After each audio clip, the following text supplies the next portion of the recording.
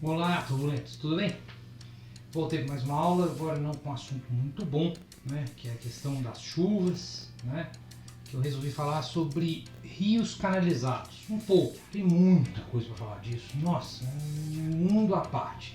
Essa questão de escoamento despressurizado só por gravidade, entre aspas, é um mundo separado da hidráulica. Então eu vou falar um aspecto muito simples para tentar explicar algumas das coisas que têm acontecido no mundo, principalmente no Brasil, e acontece há décadas, né, se não séculos.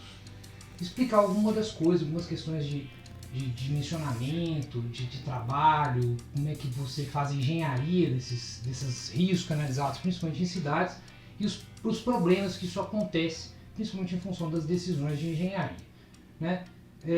Fica atento aí que a gente vai falar bastante sobre essa ação pública.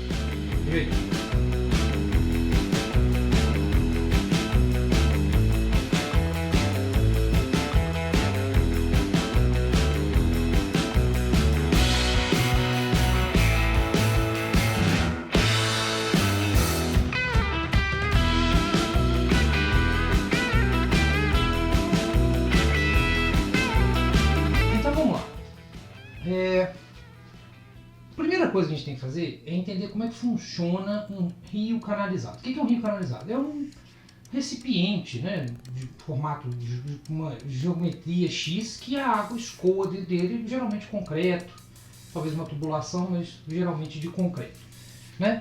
No caso aqui, pode ser qualquer geometria, trapezoidal, pode ser circular, pode ser em U, pode ser um som de coisa, até em sarjeta pode ser triangular, enfim, um som de possibilidades. Mas eu vou fazer, por simplificação, retangular. Tem muitos rios que são assim. Tá? A maioria não é, porque tem desvantagem em usar esse tipo de coisa, mas só para simplificar, para ficar fácil. Então, considerando retangular, os cálculos são similares. Tá? Mas para mim, a primeira coisa que a gente tem que ver é o seguinte: um rio, para ele andar, né, uma canalização, entre aspas, dessa, né, um rio desse canalizado, para ele andar, ele só depende da gravidade. Então ele tem que ter uma certa inclinação. Se ele não tiver uma inclinação para descer, não vai. Né? Precisa de ter a força motriz dele, a gravidade. Né? Então como é que funciona? Gente, isso aqui todo mundo já viu em física no segundo grau. Todo mundo. E aí você fala assim, não, Sacha, mas é líquido. Gente, é a mesma coisa. Não funciona do mesmo jeito. A diferença é que o bloco aqui é de água, mas é a mesma coisa. Né? Como é que funciona? Tem um peso na gravidade, puxando, claro, perpendicular para o centro da Terra. Né? Segundo os terraplanistas, é um pouco diferente, mas não vamos considerar que a Terra né? Por favor. Né? E beleza, aí desceu, aqui está reto. Vai ter uma componente que vai empurrar a água para essa direção e uma componente que vai fazer o normal dela na canalização. Né? Como é que funciona isso? Bom, aqui você já, considerando que aqui tem uma inclinação θ qualquer, você vai colocando os vetores, aqui por semelhança de triângulo você já sabe onde é que estão os θs aqui. Então, essa força que interessa pra gente, que é o que empurra para frente o fluido, né? Como é que ela funciona? Ela é o que? Seno de θ. Como é que a gente calcula? O seno do θ é o cateto oposto sobre hipotenusa. Hipotenusa é a gravidade e o cateto oposto é a força que a gente quer. Então, ou seja, força é igual a... Bom, perdão, força não. Seno de θ.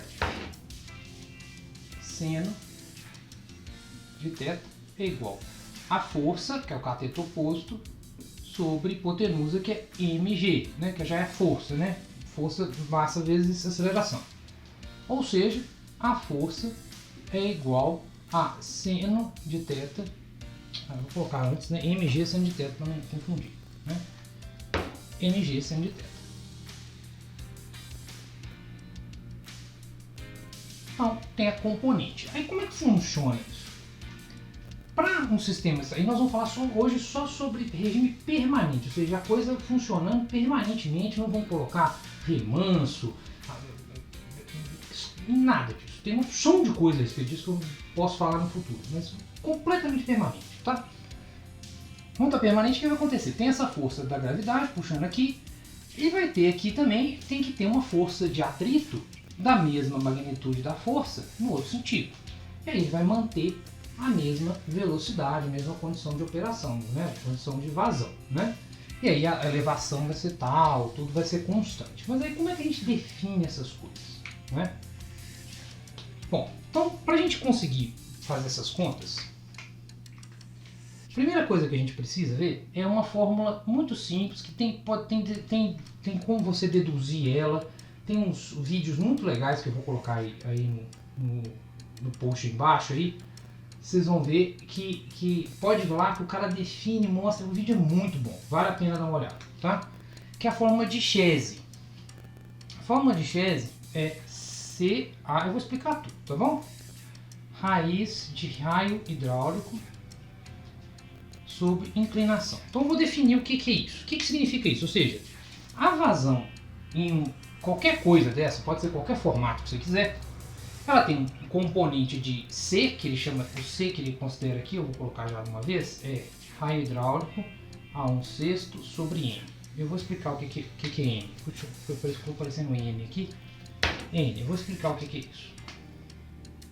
Essa aqui é de Money. Essa aqui é de Chese. Com Z, né? É, com Z. Então é o seguinte, esse aqui é o componente que vai fazer o atrito. Então esse fator de Money aqui, ele é tabelado, depende se é concreto, se é fundo de lei de rio, se é liso, se é metálico, enfim, é um número, 0,0 alguma coisa, igual fator de atrito, similar. Tá? E aqui o raio hidráulico, ainda vou falar o que é raio hidráulico, calma. Aqui é inclinação, ou seja, a inclinação desse cara aqui, ó, inclinação, esse I aqui é inclinação, ou seja, é a força motriz da coisa. A inclinação é a altura sobre o comprimento, né? Então o I aqui é a altura sobre o comprimento, né? Pode ser em porcentagem ou em fração, desse jeito fica em fração, que funciona legal também. Acho que é o melhor jeito de colocar aqui, tá? O A é a área, é essa área aqui, ó. A área do escoamento, essa área do escoamento aqui. Então isso aqui serve para qualquer coisa, qualquer área que tiver aqui, pode ser qualquer formato que você quiser. Você sabendo essa área aqui, você sabe. O raio hidráulico, você vai ter que calcular o raio hidráulico. Vai ter o N, que você é tabelado, você consegue achar. Raio hidráulico aqui, você consegue achar a vazão. Tá? Então, mas só que é o seguinte, a gente precisa saber qual que é a altura desse cara daqui para vazão a partir da inclinação. É difícil, né? Porque tem a opção de raio hidráulico, as coisas são todas intrincadas. Então, o que a turma faz? Primeiro eu vou definir o raio hidráulico para vocês entenderem como é que vai fazer isso. O raio hidráulico é igual a área sobre o perímetro molhado. Por que é perímetro molhado? Perímetro molhado é o seguinte, existe aqui na seção retangular a parte onde está molhada, né? Ou seja, onde é que a água está molhada, o que está pegando na parede, é a parte que tem atrito, é onde segura o fluido de escoar, né? Essa parte aqui de cima que não tem encostando em nada, ela não entra na conta, porque ela não oferece resistência. Então o perímetro molhado, neste caso aqui, para retangular, que é mais fácil as contas que eu estou fazendo, que é mais simples, o perímetro molhado é igual a 2y, que é a elevação do fluido, mais o B é um número, umas letras aleatórias, tá? Ou seja, é o perímetro que está molhado, ou seja, o que tem resistência. Em cima não tem resistência, então eu desconsidero, tá? Então eu tenho aqui o raio hidráulico, ele é a área desse cara. A área aqui a gente já sabe, né? A área aqui é fácil, né? B vezes Y. Né? Então a gente sabe a área, a gente sabe o perímetro molhado. Para isso a gente coloca aqui o raio hidráulico, joga o raio hidráulico aqui, joga o raio hidráulico aqui. Ou seja, a gente vai conseguir jogar dentro dessa equação uma porção de coisa em relação a Y, a B e a área e tal. Então quando você faz essa continha algébrica, está tudo lá explicado. Eu acho que fica muito desgastante fazer isso no quadro e acho que fica maçante. Então a equação já finalizada para retangular, prestem atenção, retangular. Se você mudar a geometria, muda a equação inteira que eu vou colocar aqui, a de Chese continua igualzinha. Mas essa que eu vou colocar agora muda. Então, para retangular,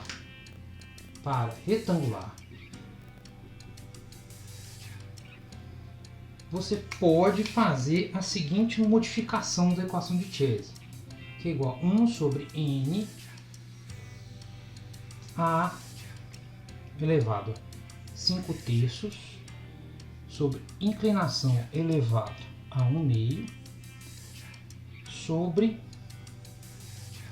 perímetro molhado elevado a 2 terços. Tá? Então, para retangular, isso funciona. Tá bom? Então, olha só como é que é interessante. Se eu aumento a inclinação, eu vou aumentar a vazão. Ou seja, aumentei a inclinação, eu aumentei a vazão. É óbvio, né? Aumentei a inclinação, a vazão começa a aumentar, né? Para o mesmo equilíbrio. Tá? Mas isso, claro, vai alterar os outros parâmetros. Mas é só para você entender a relação das coisas, né? Então, assim, vamos supor, então, um exercício aqui para a gente entender como é que as coisas funcionam, tá? Vamos supor que exista, vou apagar aqui do lado, tá? Que é essa equação que a gente vai usar agora. Vamos supor um exercício que é uma coisa que acontece muito em cidades. Tá passando um rio aqui inclinado, uma certa inclinação, e uma inclinação aqui qualquer, né? Não importa qual. E aqui tá, vamos supor que é uma mesma coisa que isso aqui, né? Uma canalização retangular. E aqui ele está descendo aqui constante, né? Só que chega num certo ponto e ele entra numa galeria, fecha. Então aqui chega uma galeria que vai fechar esse coisa. Então ele está descendo aberto, aí ele vai entrando nessa galeria aqui que é, enfim, vai passar debaixo de prédio, enfim, as galerias dentro das cidades, né? Beleza. Aí o que acontece? Começa a chover muito. Enquanto está desse jeito, tá indo bem. Começa a chover muito e começa a aumentar a vazão, né? Começa a aumentar a vazão. O que acontece quando começa a aumentar a vazão? A inclinação continua, começa a aumentar a vazão. A inclinação é a mesma. O N é o mesmo. Então isso aqui não muda.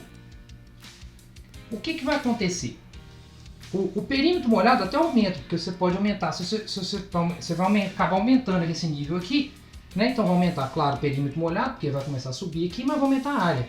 Só que a área aumenta numa vazão, num número maior do que o perímetro molhado. Então ele vai subindo os dois, né? Vai subindo os dois, mas a área vai subindo mais. Ou seja, a resistência que o perímetro molhado fornece acaba não atrapalhando tanto, acaba aumentando a vazão porque a área aumenta mais do que o perímetro molhado. Então, aqui é 2 terços, aqui é 5 terços, então ele vai aumentando mais rápido. Ou seja, no fim das contas você vai aumentando o perímetro molhado, mas vai aumentando a área, né? Essa área aqui vai aumentando mais, e aí você consegue aumentar a vazão, certo? Beleza, aí vai subindo, o nível vai subindo, vai aumentando a resistência, mas a vazão vai continuar subindo porque a área vai subindo. E assim vai. Então, o que vai acontecendo? Aumentou, choveu, está chovendo, está aumentando isso aqui. Aí está subindo, está aumentando a resistência, a vazão está aumentando. Mas continua chovendo. Aí aumenta. Até um ponto que chega no topo da galeria. Aí a galeria tem teto. E agora? Aí o que vai acontecer? De uma hora para outra, o perímetro molhado, que era só B2Y, quando ele chega no topo da galeria, eu vou subir aqui um nível para ficar mais claro, tá? Quando chega no topo da galeria, aqui ó, aí vamos supor que aqui está o topo da galeria, tá? Aí vai subindo até o ponto que ele encosta no topo, ou seja, o perímetro molhado passou de 2Y mais B para 2Y mais 2B de uma vez. Puf! Foi. A resistência aumentou na hora. Aumentou muito. Ou seja, o que aconteceu? Olha essa equação aqui. Agora que é a parte legal da coisa. Continua do mesmo jeito. O N continua igual, o I continua igual, só que agora eu cheguei no limite da área. A área não pode aumentar mais. Então esse cara aqui travou também. Esse cara travou. Eu não posso aumentar ele mais. Mas esse cara aqui aumentou muito de uma vez. O que vai acontecer com a vazão? Vai cair. Então o que vai acontecer? O fluido está vindo, uma velocidade rápida, está indo, pá. Chegou no topo da galeria, subiu lá. Começou uma resistência nova, de uma vez. Quando subiu isso aqui, essa mesma área, nessa mesma condição de perímetro, não mais atende. A vazão vai cair. E aí o que acontece? O rio todo começa a frear. Todo aquele rio canalizado freia. E aí, para ele compensar esse freio, ele tem que, nessa região aqui que ainda não tem parede, ele freia, ele começa a subir o nível. E aí, ele transborda todo de uma vez, na velocidade do som, que ele vai transmitindo, na velocidade do som não, na velocidade da onda dele. Ele vai transmitindo aquela onda dele lá e ele vai transbordando inteiro. Inteiro, na velocidade do som não, a velocidade do som é só para canalizar. Então ele vai transmitindo essa informação para trás e ele transborda de uma vez. Esse aqui é o que acontece com os rios canalizados quando chega nessas galerias e acontece esse ponto. Então tem um vídeo que eu vou mostrar mostrando exatamente isso que está acontecendo. Subiu, chegou na galeria, dá uma pancada, claro, é um transiente, não estou analisando o transiente, que é uma pancada inicial que dá um splash, né? Se fosse só esse splash, era só um splash e a coisa ficava mais ou menos sob controle. Mas aí ele começa a desacelerar, porque não tem o que fazer, e aí ele começa a subir tudo e vai tudo de uma vez. Esse é o problema com os rios canalizados. Aí você fala assim, poxa, Sasha, mas por que acontece isso? Bom, quando a gente vai fazer esses tipos de canalização de rio, ou galerias de cidades e tal, qual que é normalmente em projetos, como é que faz? Você faz um cálculo para o pior cenário que já se imaginou na face da Terra. Normalmente o pessoal pega o pior caso de chuva dos últimos 100 anos. E aí, quando você faz aquela galeria, ela fica absurdamente gigante. Em 99% das vezes, né? Porque 100 anos, 99% das vezes, ela fica bem abaixo do que precisava. Ou seja, quando você vai ver uma galeria bem feita, ela geralmente é enorme e mesmo na chuva ela está num nível bem baixinho, né? Mas o que acontece? É muito caro fazer isso, porque esses números de 100 anos são muito gigantes, igual a gente tem visto aí nos casos recentes aí. Quer dizer, sempre tem um caso um pouco mais crítico em algum lugar do mundo, ou até mesmo no Brasil, que é enorme, né? Mas aí o que acontece? Quando você faz para 100 anos, fica muito caro a obra. Então o pessoal fala assim, não, vamos fazer para 50. 50 tá bom, né? Provavelmente nos próximos 50 anos você não vai ter problema. Mas quando passar? Quando passar acontece isso. Você faz uma galeria que é um pouco menor do que a chuva que chegou, que é uma chuva de 100 anos, 50 anos, 40 anos, enfim, depende de quando você calculou. E aí vai transbordar tudo de uma vez, tá? Mas isso é um caso, isso é uma galeria, rio canalizado. Tem outros aspectos, tem a questão do rio também, porque o rio ele é todo aberto assim, né? Então ele vai enchendo aos poucos, mas aí é outra análise. Mas o que eu queria mostrar é esse rio canalizado que é de cidade, que a gente vê, quem mora em cidade vê com bastante frequência, né? Passando embaixo de rio, né? Isso aqui também funciona, embaixo de ponte, perdão. Isso aqui acontece também passando debaixo de ponte, faz a mesma coisa, passa debaixo de uma ponte, aí ele freia, transborda tudo uma vez, enfim. Então isso é um aspecto que eu queria colocar, não coloquei número nenhum, só para vocês verem a partir das formas que a gente consegue entender o que está acontecendo e ver que realmente, quando você vai dimensionar uma galeria, você tem que dimensionar uma galeria muito bem para que esse tipo de problema não aconteça. Que você nunca chegue no topo, porque se você chegar no topo, você vai transbordar, porque não tem como segurar, não. Entendeu? Só para a gente exemplificar isso aqui e a gente no futuro começar a pensar melhor na engenharia do futuro para a gente ver que dá para melhorar, dá para ser melhor. Um parênteses, perdão. No Japão, eles chovem lá muito, igual a Amazônia chove lá demais, 2 mil milímetros por ano, se não me engano, é uma coisa enorme. Eles têm muitos poucos problemas desse tipo de problema de densidade, de transbordar e tal.